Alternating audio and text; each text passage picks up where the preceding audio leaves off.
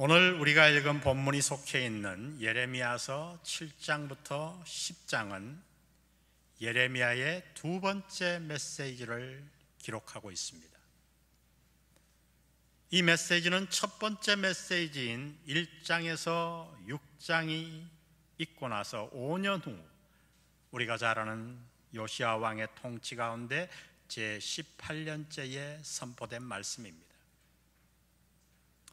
우리는 첫 번째 메시지를 통해 유다 백성들의 비참함을 이미 살펴보았어요. 그들은 살아계신 하나님을 멀리 떠나가고 있었어요. 이제 곧 얼마 안 있으면 바벨론의 느부갓네살 왕의 침공으로 말미암아 모든 나라가 무너지고 포로로 잡혀가며 눈물과 통곡할 그 앞의 미래를 전혀 보지 못하고 그저 세상에 빠져서 모든 것이 좋은 양 그렇게 하나님의 곁을 점점 떠나가고 있었습니다. 우리가 그 역사를 지나서 지금 살펴보면 유다 백성들의 비극은 결코 경제 문제가 아니었어요. 정치도 아니었어요. 그들의 비극은 딱 한 가지, 다름 아니라 그들이 하나님의 곁을 떠나가고 있었다는 거예요. 여기서 우리는 한 가지를 알아야만 합니다. 그것은 다름 아니라 바로 유다 백성들의 비극이 오늘 우리의 비극이라는 사실이에요. 여러분, 오늘 우리의 비극은 코로나가 아닙니다. 그로 말미암은 경제 문제도 아니에요. 정치도 아니에요. 유다 백성들과 똑같이 오늘 우리들의 비극은 무엇인가? 그것은 오늘 모든 인류가, 우리를 포함한 모두가 하나님의 곁을 점점 떠나가고 있다는 거예요. 하나님을 떠나가는 것이 왜 비극일까요? 그 이유는 하나님을 떠날 때 우리 인간은 자신을 통째로 다 잃어버리기 때문이에요. 우리가 아는 대로 우리는 하나님의 형상으로 지음받은 존재이죠. 하나님의 형상으로 지음받았다고 하는 말은 이런 겉모양이 아니라 내면, 영혼을 말합니다. 그래서 이 땅의 모든 생명체 가운데 우리 인간만이 유일하게 영혼을 가지고 있어요. 우리는 영혼을 가지고 있는 존재이기 때문에 영혼을 지으시고 그분의 형상을 따라 지음받은 존재이기에 하나님과 소통하며 살게 되어 있습니다. 하나님과 소통하지 않으면 우리는 우리 자신을 다 잃어버리게 되는 거예요.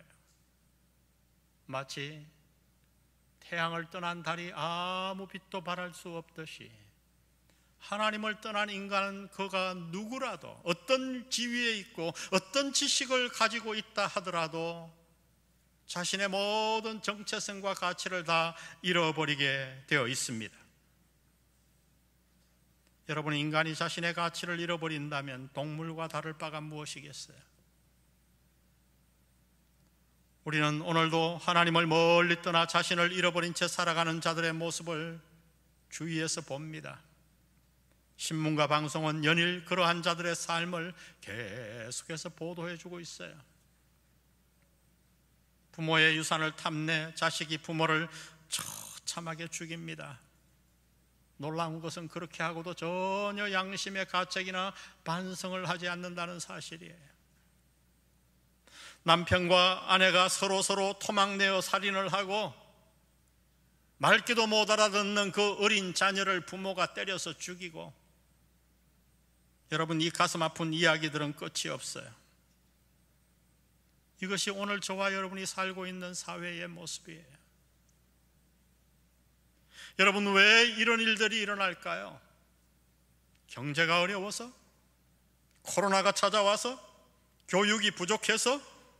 아닙니다, 여러분. 이 모든 일들이 일어나는 단 한 가지 이유는 인류가 하나님의 곁을 떠났기 때문이에요. 하나님은 그것을 아셨어요. 그래서 예레미야를 세워서 메시지를 선포하게 하신 거예요.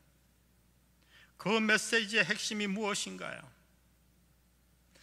예레미야가 두 번째 선포한 메시지의 핵심이 오늘 우리가 읽은 본문에 잘 나타나 있어요.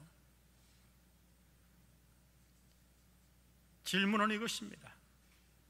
어떻게 하면 오늘을 사는 우리가 유다 백성들이 이미 걸어갔던 저 비참한 길을 걸어가지 않을 수 있겠는가? 똑같은 실수를 어떻게 하면 되풀이하지 않을 수 있겠는가?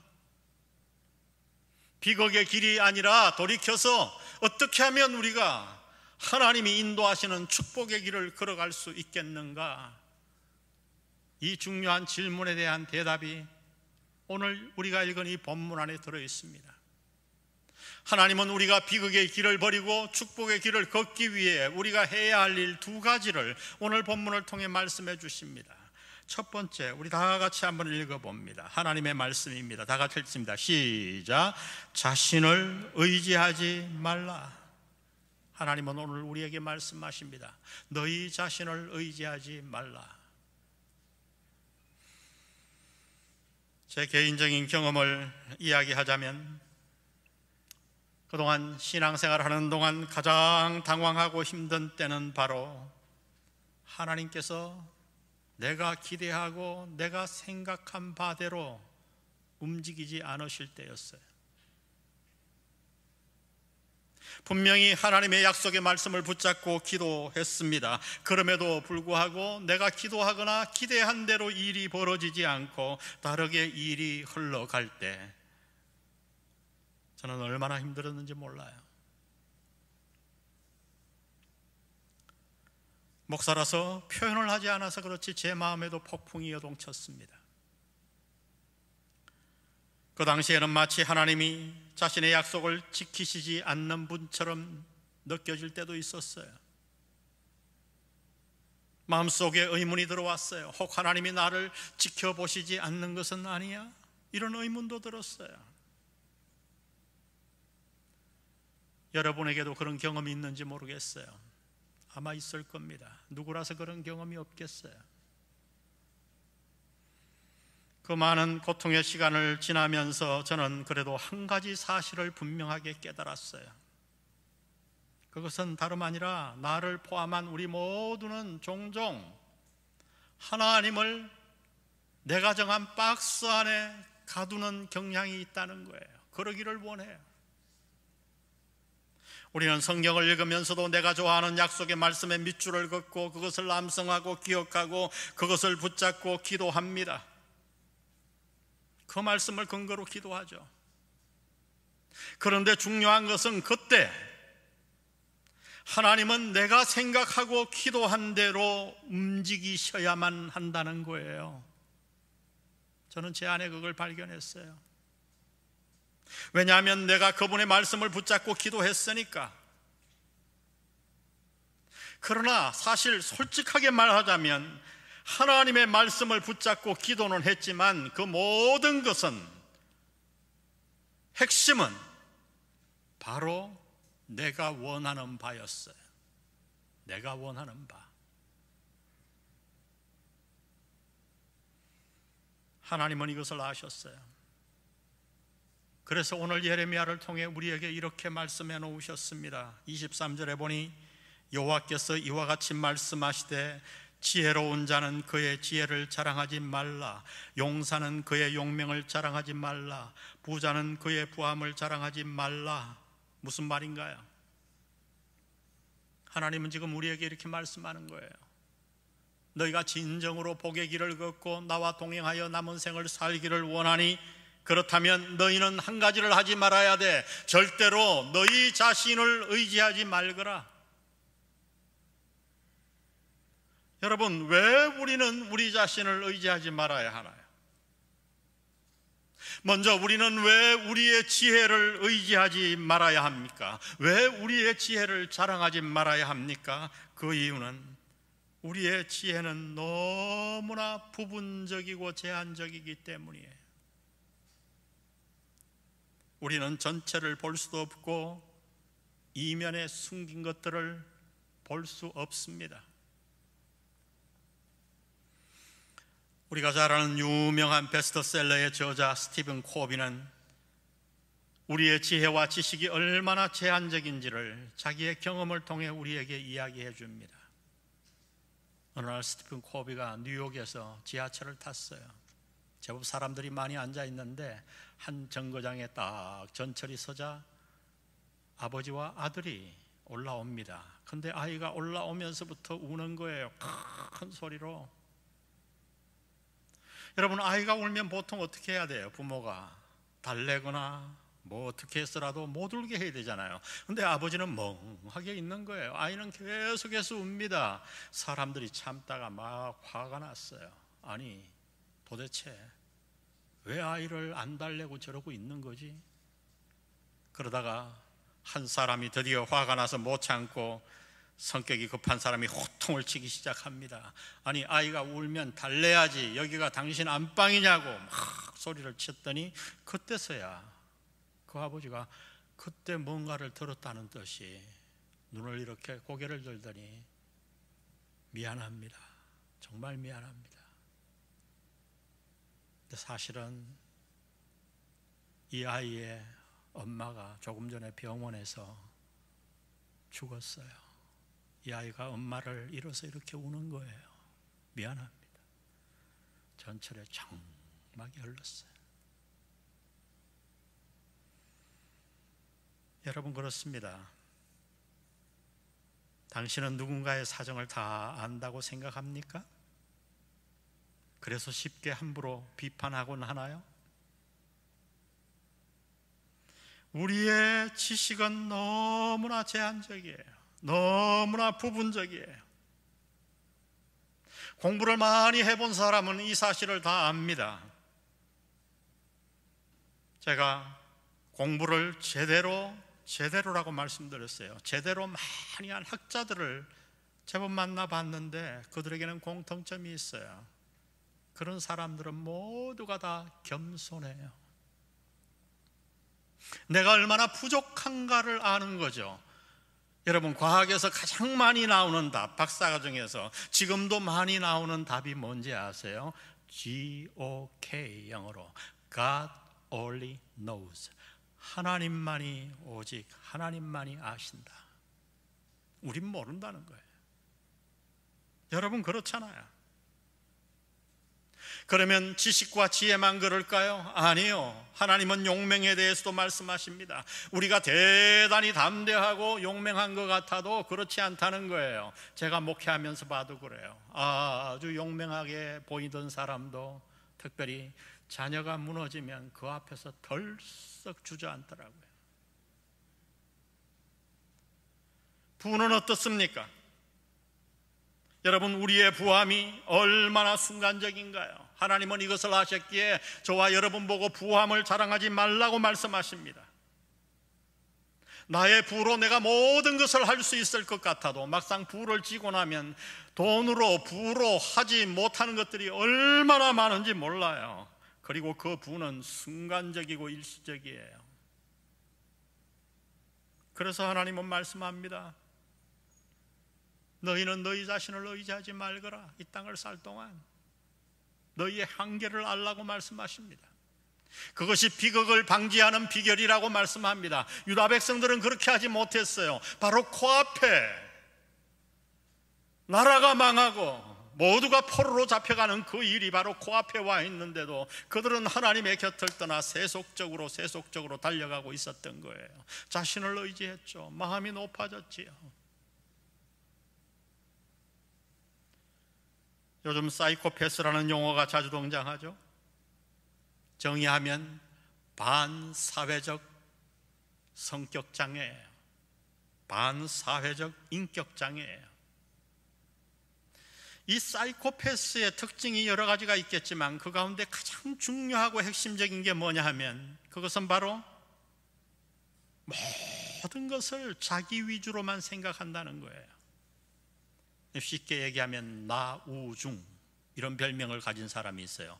나 우주의 중심. 모든 것이, 이 세상의 모든 것이 자기를 중심으로 돌아간다고 생각해요. 여러분, 이렇게 생각하기 시작하면 그 마음에 어떻게 하나님이 들어가실 수가 있겠어요? 심리학자들에 의하면 요즘 정신질환까지는 아니라도 현대인들의 마음속에 사이코패스적인 경향이 점점 늘어가고 있다는 거예요. 사실 그래요. 이것이 우리 사회가 불행한 이유예요. 모든 것이 내 중심이에요. 내게 좋으면 다 좋은 거고 내게 나쁘면 악이에요. 내가 중심이에요. 모든 것을 자기 중심으로만 생각합니다. 가정에서도 그러니까 늘 가정이 부딪히는 거죠. 주위 사람들이 고통을 받는 거죠.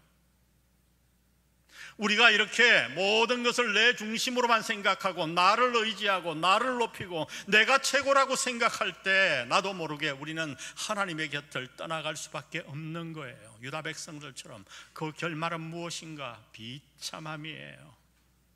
포로로 잡혀가 400년이 넘도록 눈물을 흘리며 통회하는 이스라엘 민족들의 모습을 보십시오.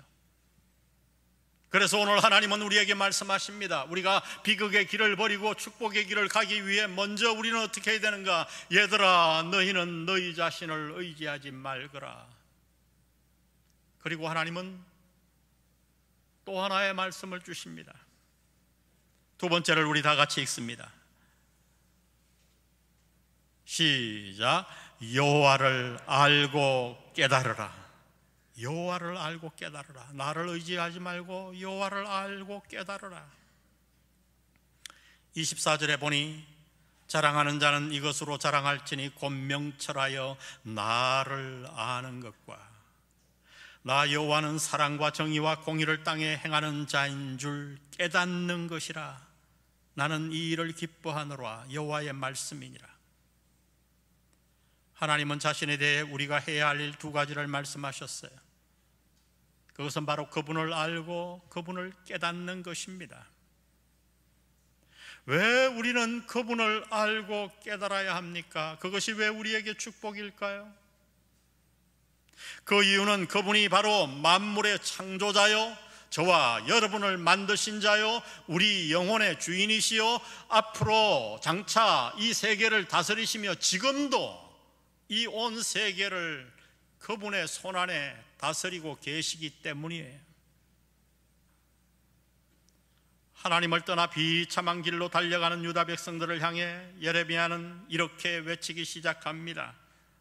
예레미야서 10장 6절을 보세요. 하나님에 대해서 쭉 한 것을 제가 몇 구절 적었어요.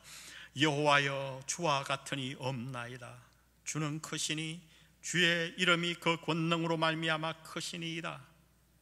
오직 여호와는 참 하나님이시요 살아계신 하나님이시요 영원한 왕이시라. 여호와께서 그의 권능으로 땅을 지으셨고 그의 지혜로 세계를 세우셨고 그의 명철로 하늘을 펴셨으며 그가 목소리를 내신즉 하늘에 많은 물이 생기나니 그는 땅 끝에서 구름이 오르게 하시며 비를 위하여 번개치게 하시며 그 곳간에서 바람을 내시는도다. 우리 16절 다 같이 읽을까요? 시작. 그는 만물의 조성자요 이스라엘은 그의 기업의 지파라. 그 이름은 만군의 여호와시니라.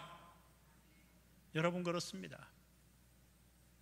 이 땅을 사는 동안 특별히 신앙생활에서 가장 중요한 것은 하나님을 아는 거예요. 그래서 바울은 에베소서 성도들을 위해 간절하게 기도하는데, 바울이 에베소서 성도들을 위해 기도한 내용의 핵심이 무엇인가? 에베소서 1장 16절은 그 핵심이 이렇게 나타나 있어요. 내가 기도할 때에 기억하며 너희로 말미암아 감사하기를 그치지 아니하고 우리 주 예수 그리스도의 하나님 영광의 아버지께서 지혜와 계시의 영을 너희에게 주사 하나님을 어떻게 하게 하시고 알게 하게 하시고. 바울의 기도 내용은 딱 하나였어요. 하나님을 알도록. 그 하나님을 알게 하기 위해 사도 바울은 어떻게 했는가? 하나님 앞에 기도합니다. 하나님, 저 성도들에게 지혜와 계시의 영을 주시옵소서. 이 지혜와 계시의 영, 여기서 영이 중요해요. 영이 무엇인가 해석하는데 성서학자들이 둘로 쫙 갈라져요. 처음에는 성령이에요. 바울이 지금 성령님을 보내서 하나님을 알게 해달라고 기도했다는 거죠. 그러나 또 한 그룹의 학자들은 달라요. 이 영이 성령이다 하는 말이 없고 그냥 영이거든요. 이 영은 우리 안에 있는 영혼이라는 거죠. 그렇게 해석하면 바울은 지금 하나님께 에베소 성도들의 마음 안에 있는 영의 명철을 주시고 지혜를 주셔서 저들이 하나님을 깊이 알 수 있도록 도와주세요 하고 기도했다는 거예요. 저도 박사과정 때 이것을 놓고 많이 토론을 했어요. 그러나 사실 둘 중에 어느 것을 택해도 상관없어요.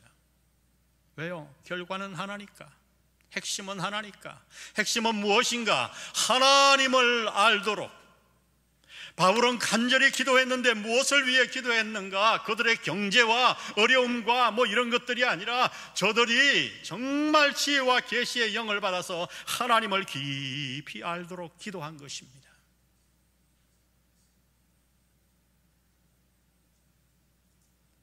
여러분, 그러면 우리가 어떻게 하나님을 알 수 있나요? 너무 감사하게도 하나님은 자신을 우리에게 계시하셨어요. 이것이 우리 기독교와 다른 모든 종교의 완전히 다른 점이에요. 다른 종교는 자신들이 고행을 하고 노력을 해서 신을 알아가야 돼요. 그런데 하나님은 그렇게 하지 않으셨어요. 우리의 지혜가 얼마나 부족하고 우리가 연약한 존재, 우리가 아무리 노력해도 하나님을 알 재주가 없음을 아시고 하나님은 어떻게 하셨는가? 우리에게 자신을 열어 보이신 거예요. 계시하셨습니다.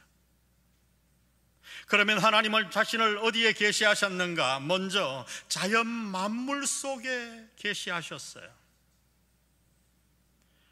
이것을 일반 계시라고 그러는데 바울은 로마서에서 하나님을 떠난 사람들에 대해 경고하면서 이렇게 선포했습니다. 로마서 1장 20절을 보세요.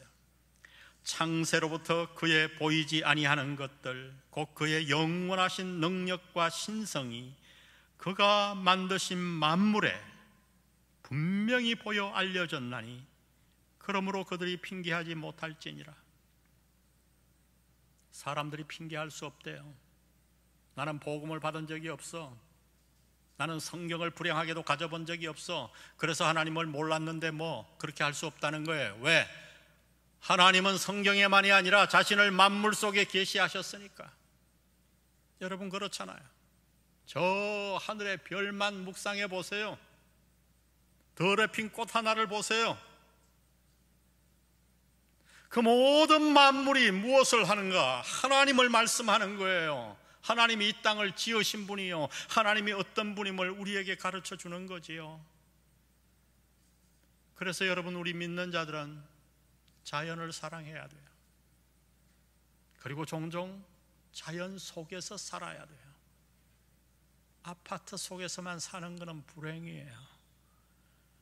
여러분, 휴가 시간에 꼭 자연 속에 가십시오. 자연 속에 가서도 막 고성방가하고 마시고 그러다 오면 다 소용이 없어요. 가서 좀 조용히 묵상하시며 하나님의 음성을 들어보세요. 하나님은 자연 만물 속에 자신을 계시하셨어요. 일반 계시입니다. 다 같이 일반 계시. 또 하나의 계시가 있는데 그것이 바로 특별 계시예요. 다름 아닌 성경이죠. 우리가 읽는 이 성경책. 하나님은 이 성경에 자신에 대해 우리 인간이 알아야 할 모든 것들을 다 기록해 놓으셨어요. 성경이 말씀하죠. 그분이 바로 이 땅을 지으신 분이라고요. 저와 여러분을 만드신 분이라고요. 그분은 우리를 사랑하여 우리를 택하셨고 당신의 소유로 삼으신 분이에요. 우리를 얼마나 사랑하였던지 무조건적으로 우리와 언약을 맺었어요. 일방적인 언약이에요. 계약은 양쪽에서 해야 되는데 하나님은 일방적으로 내가 너를 복을 주마, 거기에 내 목숨을 거마, 아브라함과 언약을 맺으셨죠. 우리와 언약을 맺으십니다. 그리고 세월이 흘러 성자 하나님은 이 땅에 오셔서 그 언약을 실행하셨지요. 인간의 몸을 입고 오셔서 십자가 위에서 우리가 져야 할 그 십자가에 대신 달려 돌아가셨습니다. 우리의 구원을 이루셨어요. 성령을 보내 우리 안에 거하십니다. 그리고 장차 이 땅에 오셔서 우리를 저 천국으로 인도하실 분입니다. 하나님은 모든 것을 다 가르쳐 주셨어요. 그분은 우리를 너무나도 사랑하는 분이세요. 성경은 무엇인가, 그분이 누구인가를 가르쳐 주는 책이에요. 그러므로 우리는 이 땅에서 여러분, 성경을 통해, 일반 계시를 통해 하나님을 알아가야 할 줄로 믿습니다. 하나님을 아는 것이 우리에게 힘이에요. 하나님을 알아가십시오.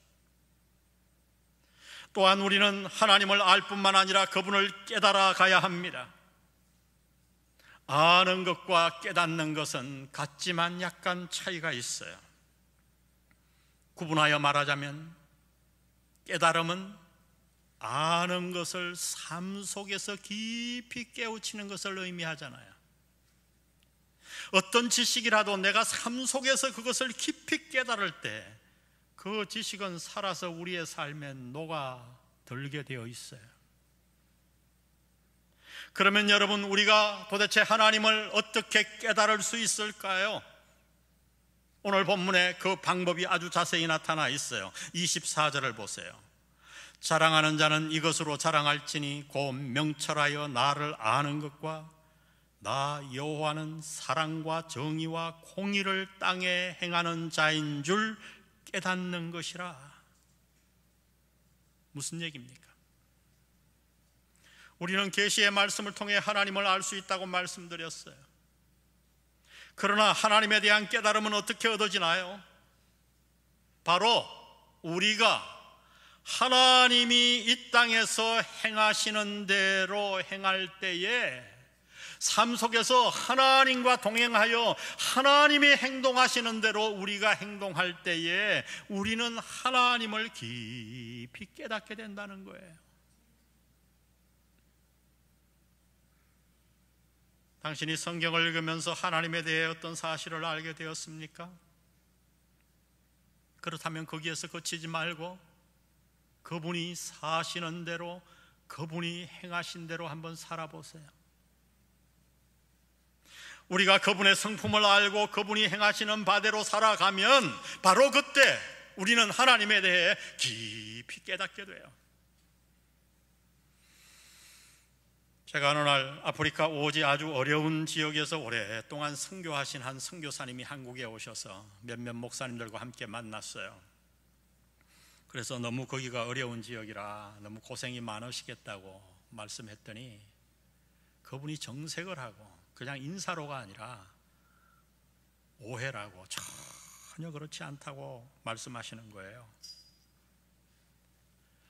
그러면서 쭉 자기 얘기를 하는 거예요. 처음에는 자기도 그 어려운 곳에 가서 너무 고생을 많이 했대요. 뭐 말이 통하나 문화가 통하나 뭐 도저히 미개하기가 짝이 없고 모든 게 불편했는데, 시간이 차츰차츰 지나면서 자기가 한 가지를 깨달았는데, 자기가 큰 복을 받고 있다는 사실을 깨달았다고 말합니다.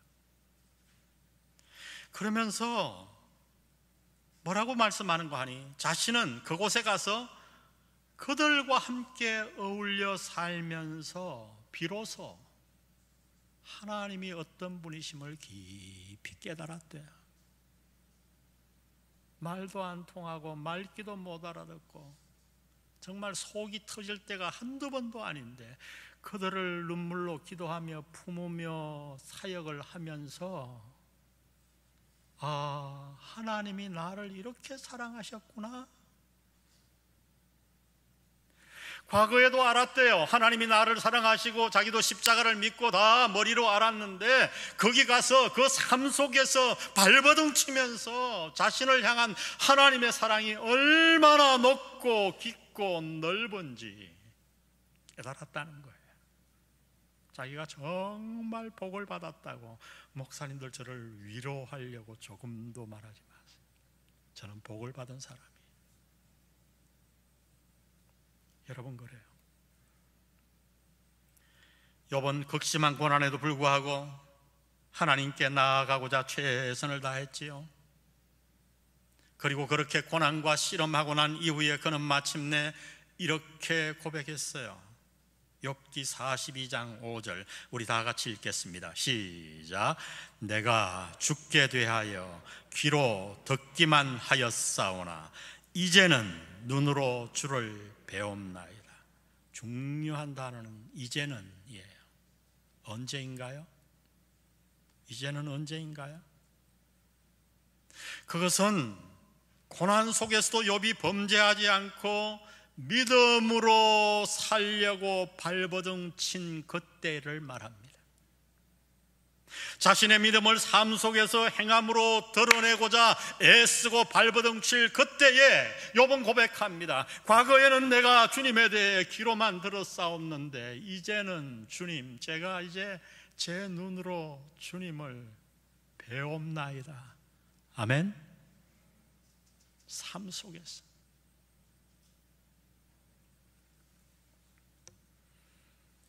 여러분, 유대 백성들 뿐만 아니라 우리 앞에도 여전히 두 길이 있어요. 한 길은 하나님을 떠나 내 마음대로 사는 길입니다. 세상 풍조를 따라 나만을 위해 사는 길이에요. 그 마지막은 비극이에요. 그러나 우리가 이 땅에 사는 동안 여호와 하나님을 알고 삶 속에서 그분의 행함을 따라서 살아가며 여호와 하나님을 깊이 마음에 깨달으며 사는 삶, 그 종착역은 축복이에요. 이 땅에서뿐만 아니라 저 영원한 하늘나라에게까지. 저는 우리 영안 공동체가 세상의 물결이 아무리 거세도 그 물결을 거슬러 비극의 길이 아닌 축복의 길을 걸어가는 주인공이 되기를 바랍니다. 우리 올 하나님의 마음이 느껴지는 절절한 구절, 호세아서 6장 1절부터 3절을 우리 다 같이 읽고 오늘 예배를 마칩니다. 우리 다 같이 또박또박 천천히 읽겠습니다. 시작. 오라, 우리가 여호와께 돌아가자. 여호와께서 우리를 찢으셨으나 도로 낫게 하실 것이요 우리를 치셨으나 싸매어 주실 것임이라. 여호와께서 이틀 후에 우리를 살리시며 셋째 날에 우리를 일으키시리니 우리가 그의 앞에서 살리라. 그러므로 우리가 여호와를 알자. 힘써 여호와를 알자. 그의 나타나심은 새벽빛같이 어김없나니 비와 같이 땅을 적시는 늦은 비와 같이 우리에게 임하시리라. 아멘. 우리가 돌이켜 여호와께 돌아가면 주님이 우리를 고치실 겁니다. 그리고 어김없이 아침 해가 뜨듯이 늦은 비가 내리듯이 주님은 우리에게 오셔서 은혜를 베푸실 것입니다. 이 복의 길 걸어가는 여러분과 여러분 가정 되기를 바랍니다. 기도하십시다.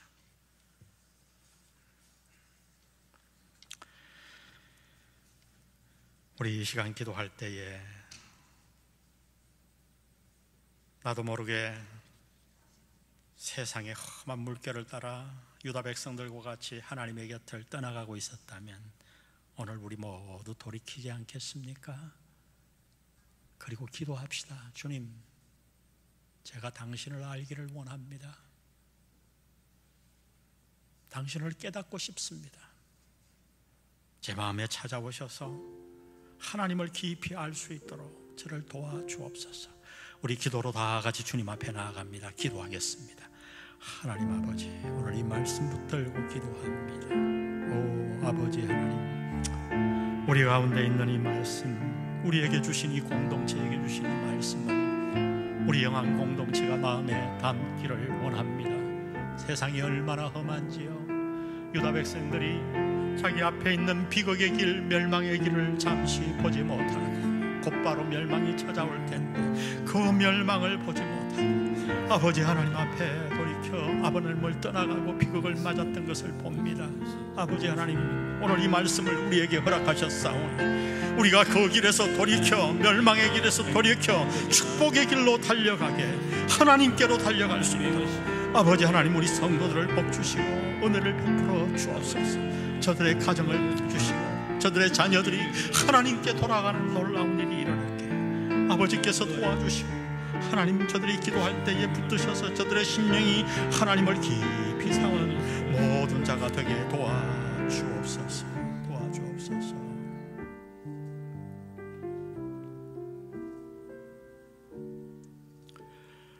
아바 아버지 아바 아버지 나를 안으시고 바라보시는 아바 아버지 아바 아버지 아바 아버지 나를 도우시고 힘주시는 아버 다시 한번 아바 아버지 아바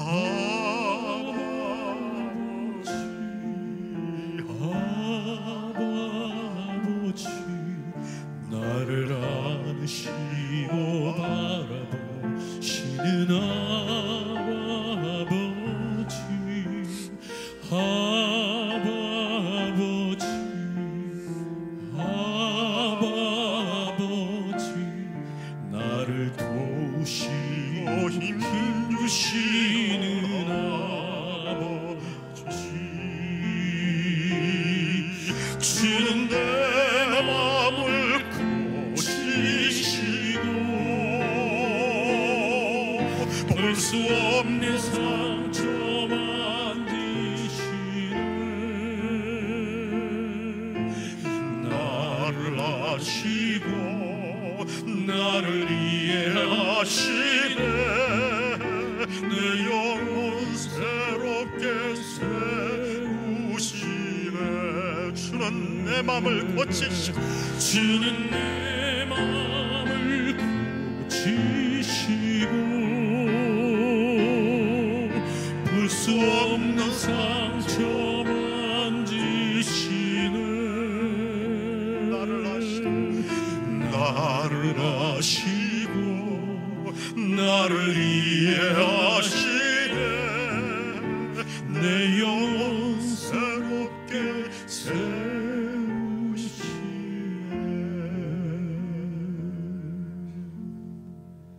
하나님은 이런 분이에요.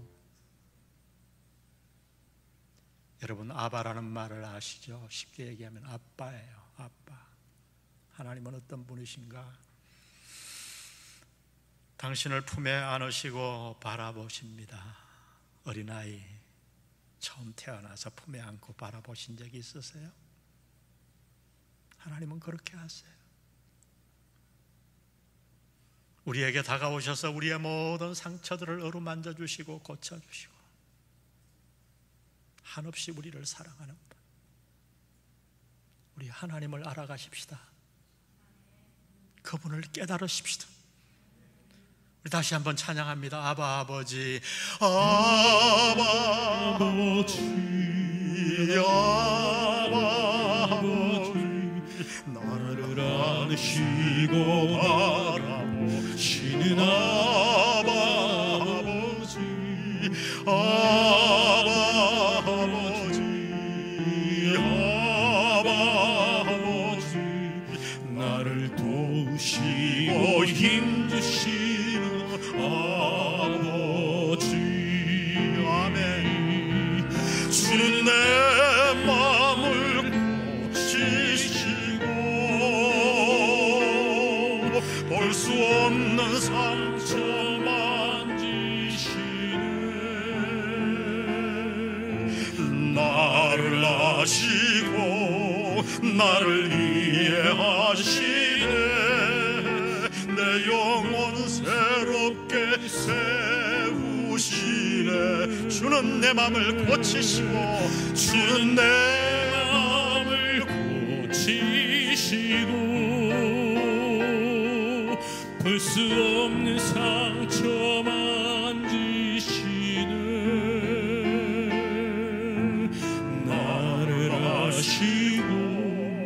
나를 이해하시네.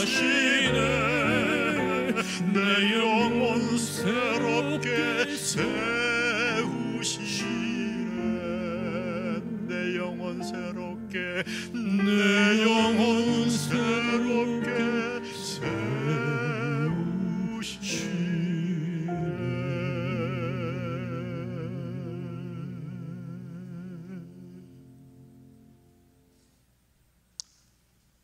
아버지,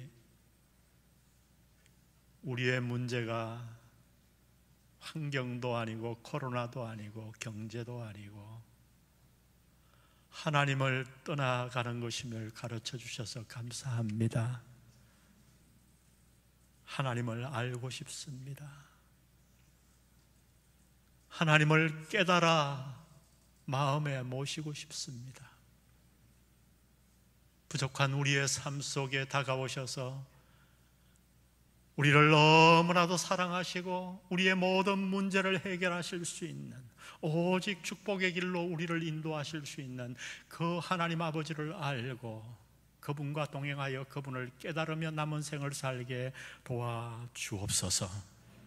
성부, 성자, 성령의 은혜가 오늘 이 마음 가지고 하나님께 나아가는 모든 자에게 임하기를 예수님의 이름으로 간절히 축원합니다.